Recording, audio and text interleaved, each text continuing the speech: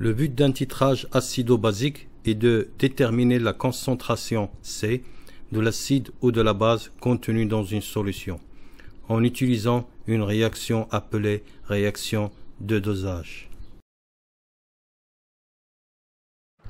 Pour le matériel utilisé dans cette expérience, on a une burette rincée avec de l'eau distillée et avec la solution titrante, un bécher contenant la solution titrée, une électrode de pH rincée avec de l'eau distillée et un capteur pH étalonné préalablement avec les solutions tampons pH égale à 7 et pH égale à 4, un agitateur magnétique, une interface GLX reliée à un ordinateur doté d'un programme Data Studio qui nous permet d'exploiter les mesures expérimentales sous forme de courbes.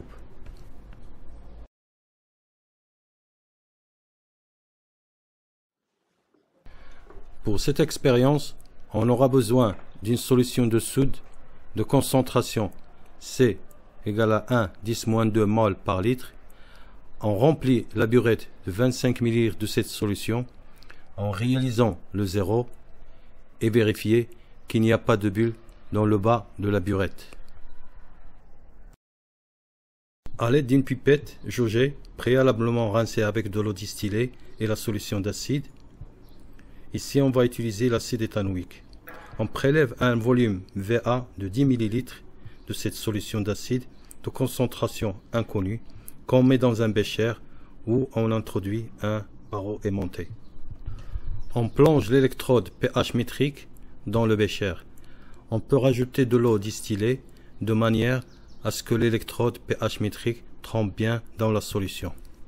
Cet ajout limité d'eau n'est pas gênant, car la dilution ne modifie pas les quantités de matière en acide présentes dans le bécher. On met l'agitateur magnétique en marche sans que le barreau aimanté choque l'électrode pH métrique.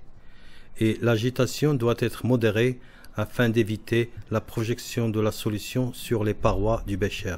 Par conséquent, ces projections ne seraient pas dosées. Les caractéristiques de la réaction du dosage.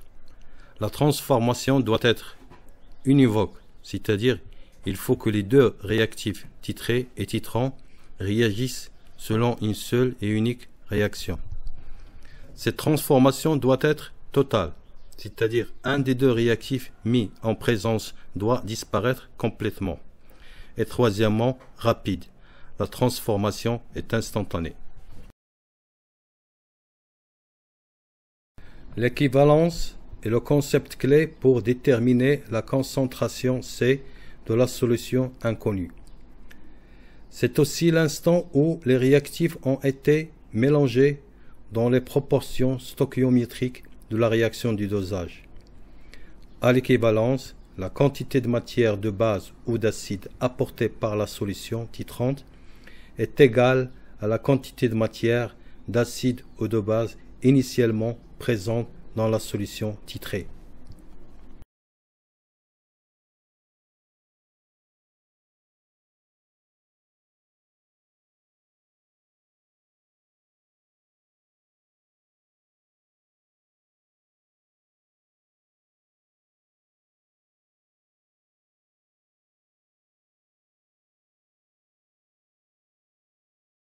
Repérage de l'équivalence.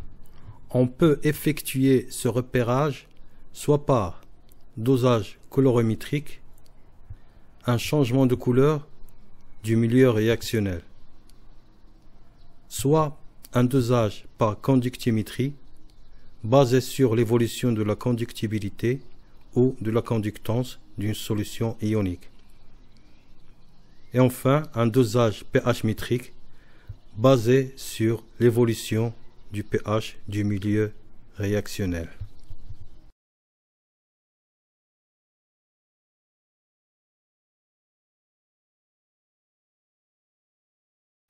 Nous allons suivre le pH de la solution à étudier grâce à un pH mètre, puis on va tracer la courbe pH égale à FVB versé.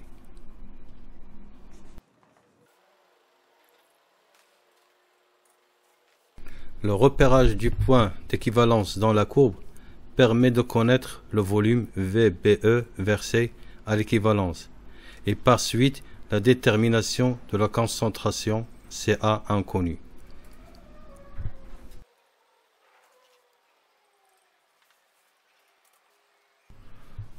Au cours du dosage, les réactifs réagissent dans les proportions stoichiométriques.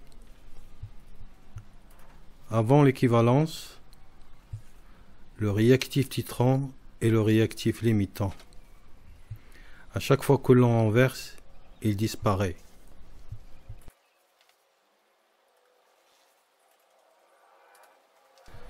C'est une courbe croissante qui présente une zone particulière nommée saut de pH, pour laquelle le pH s'élève brutalement.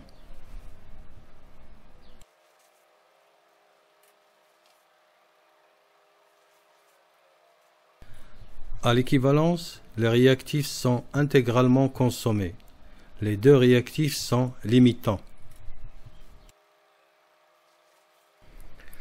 Après l'équivalence, le réactif titrant est introduit en excès.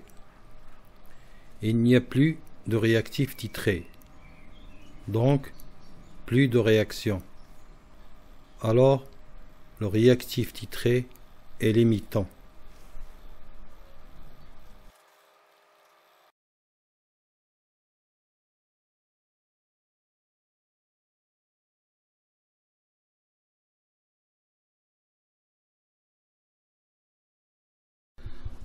On trace deux tangentes T1 et T2 parallèles de part et d'autre du saut du pH. On trace une troisième droite T3 équidistante et parallèle aux deux premières. Le point d'équivalence E est le point d'intersection de la droite T3 avec la courbe.